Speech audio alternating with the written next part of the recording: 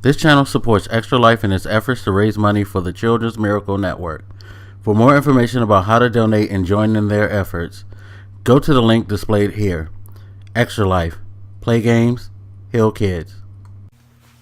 What up, everybody? This is your boy Blak Magus, and we're gonna do a TV review. That's why I have the random PlayStation Store in the background and all of this. And you're seeing my hands go off screen. Oh my God, it's disappearing. Anyway, um, I'm retarded. So we're gonna review the 49-inch Samsung 7000 series 4K TV with high dynamic range. Whew. Didn't think I'd get that out. I actually forgot the ultra part, but it's fine. It's fine. It'll be in link. It'll be in the link will be in the description. We're already starting out bad on our first TV review, aren't we, folks? Anyway, reason I have this up in the background because I can't really show you 4K material. Now I do have a couple of clips of me recording stuff on my phone, so I'm going to try to transfer that over and kind of segue that in so you can kind of see some of what 4K is about. Now, I definitely do recommend this TV.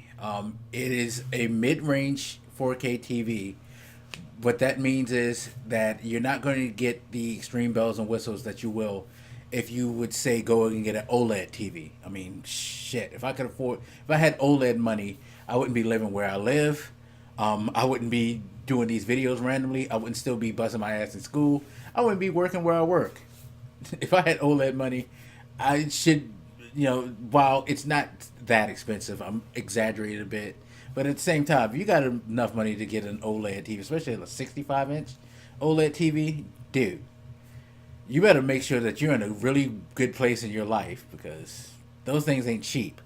But the mid-range TVs now, we're starting to get into that era like we did with, um, 1080 TVs, the first, you know, um, high definition TVs where they were enormously expensive, but then as time went on, and as it became more of a not necessarily a standard, but something that was a lot more looked at and a lot more wanted by the public. Because remember, we still don't have any pure 4K broadcasting. We just got to the era where we now have, um, HD signals going out throughout the world, um, from TV broadcast networks. It took them like decades. It took them over a decade to get to that point, and now we're at 4K TVs.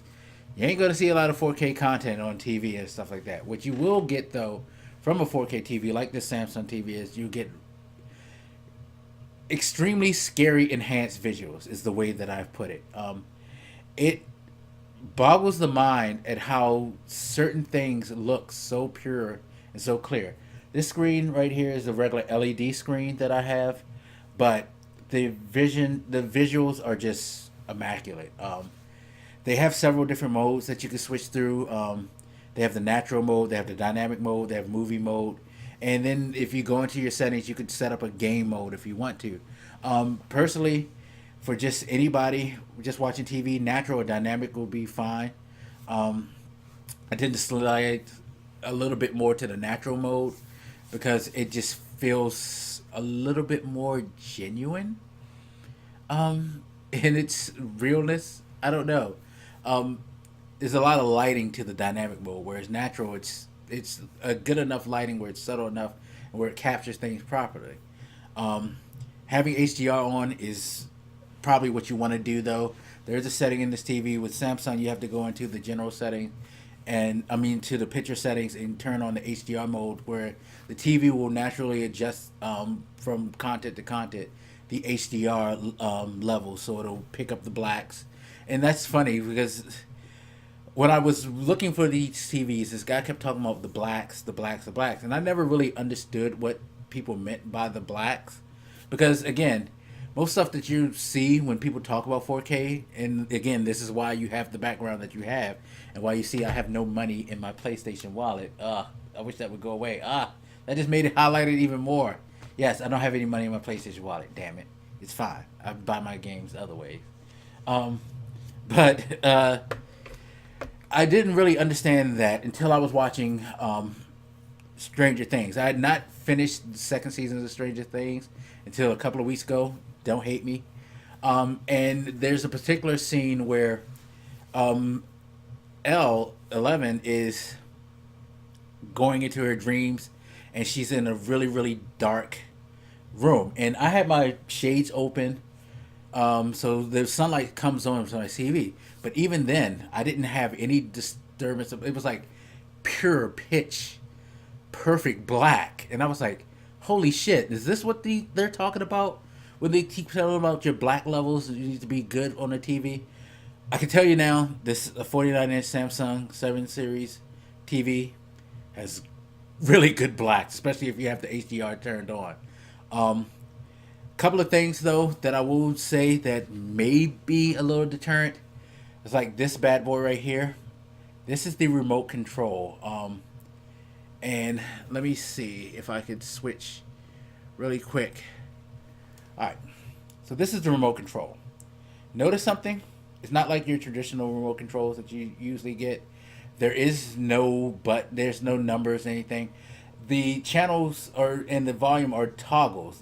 You push up or push down for whichever one you want. It has a home key. It has a forward play key. So if you want to like look at content on the apps that are on the TV, then you can do that. It has a voice command button as well. You could see on the top right there, underneath the power button, and stuff like that. But if you're looking for like the traditional remote, this ain't it. This definitely is not it. Now, one of the cool things about this TV too is that it's a smart TV. What that means basically is that it has apps, and I wish I could show you the apps, but it comes preloaded with like Netflix, Hulu, Amazon Prime, and a couple of Samsung things for you to go through, and you can scroll through the menu to pick what you want to go to. It is Wi-Fi enabled, so if you want to connect your TV through Wi-Fi, you can do that, or you can plug in an Ether net cable because it does have an Ethernet port. So if you want to have it wired, you can, but you can do wireless, and you can. I've watched Netflix wireless on it, seamless. It just connected to my network in my house. Boom, you're ready to go. Great quality. And now that I actually went ahead and paid the extra $4 to Netflix to get the HDR stuff. Again, Stranger Things being an example, Punisher 2 being another example. Like, yeah, his murder spree is quite awesome in 4K. I gotta tell you that. But yeah, it definitely is worth it. It also being a smart TV, it'll connect to this whole new smart hub thing that Samsung's trying to enable, and that a lot of people are trying to get with their devices, making them sync together. The only thing I would say that is a drawback is it's not an Android TV. There are some TVs in this price range that are Android TVs, which means that you can pretty much put about just any app you want. That's the one problem. Well, not problem, but that's one of the sad things that I found is that I can't get PlayStation View on this TV. And I use PlayStation View as my cable service. So, it would be nice if you could put an app on there so I wouldn't have to turn on my PlayStation 4 to actually watch TV. I can get like a Google Chromecast or something like that. But do I want to spend that extra money? So. But hopefully that'll open up. Hopefully Sony will start making their app available on all smart TVs and not just Android TVs, which in a way is kind of a clever move because now all of their 4K TVs are becoming Android TVs. So, gee, wonder why that works that way. But yeah, I can't really think of negatives to say about this TV. The remote would probably be for some. That would be a deterrent. Here's a crazy thing. This is the part of the review where I go to the content created thing and all that. Now, when I originally set up this TV, I had a hard time trying to get it to recognize my PlayStation 4 Pro through my setup, which is I have a Elgato HD 60 Pro, and you have to wire from one place to the other and then take it to the TV. I know that's very technical talk from me, but Anybody who makes contracts, you know how the setup goes. And it kept saying unknown, unknown, and finally, like I was able to get it to read it, um, and it was like, okay, well, it's just going to be an unknown device. Anytime I record stuff like this, I'm on an unknown device. But if you have a direct connection between your HDMI cables between the TV and the PlayStation 4, it automatically knows what system you're using. So it recognizes your system and it sets it up for that. If you do want to get 4K quality for your PlayStation 4 and all of that, one, you want to pick up this right here. Let me switch the scenes really quick so you could see. This is an Avaton Deluxe HDMI cable. It's between 12 to 15 bucks on Amazon. It's a nice 6-foot cable with like a mesh feelings. That's very, very sturdy. You want to have one of these, or at least any cable that's at least HDMI 2.0 enabled, so you can get the full benefits. But I recommend this one. This is a good one. And then what you need to do is you need to turn on your HD on the port of your TV. With this TV, you go to your general settings in the menu, and you'll see something that'll say input into inputs, and you go to the inputs and you highlight this setting that says Ultra HD, so that it will enable it for that, and then you can get the full experience of 4K. But again, if you're a content creator, you're not going to get that because you're going to have your setup, you're weaving through. Even if you do have the new Elgato 4K Pro, you're still not going to get full 4K, or at least full 4K with high dynamic range, because that's the thing. Nothing yet allows HDR to pass through that I've seen on the market. So if you're thinking, oh God, I'm gonna get me a 4K TV and get a PS4 Pro or an Xbox One X, and I'm gonna get this like $400 Elgato capture card or the $400 Magwell one. I think theirs might be 500, and I'm just gonna have this killer setup and all that. Nope, because you're still gonna be missing one element. You're gonna be missing HDR because there's no pass through for HDR right now, as far as I've seen. I've looked this up extensively. I've done the research. If you know something I don't know, please tell me. But no, you won't get HDR. And again, that's what makes those crazy, like, awe-dropping scenes in the dark and things like that, and captures like the lighting in the dark very, very well.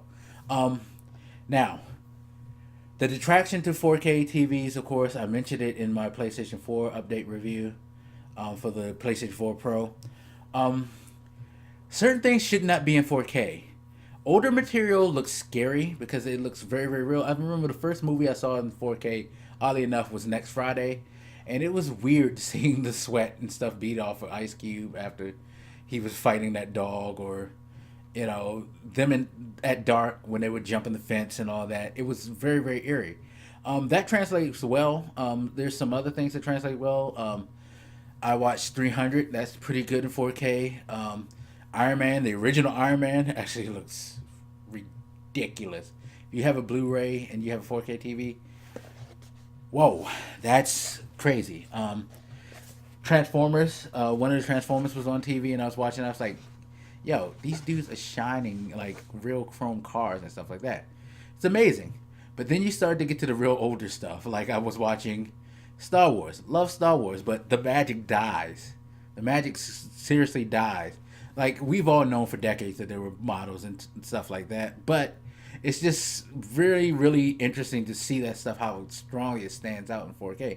That's the thing. 4K makes things stand out in a more realistic way that doesn't work for everything. Again, for Rogue One, ridiculous.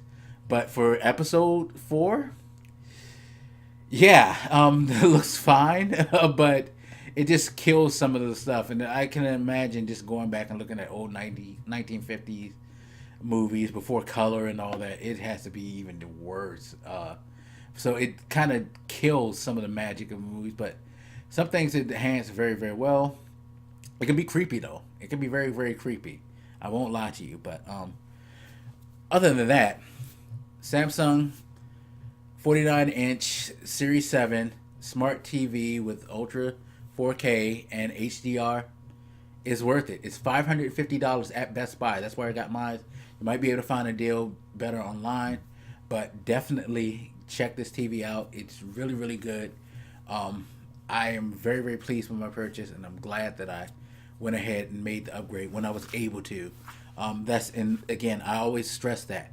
Don't go out here and try to buy all these gadgets and stuff like that if you can't afford to do it when you're at a comfortable level to be able to do so. So I was able to do so, and I'm glad I was able to do so. So yeah, I mean, really, really enjoy this TV a lot.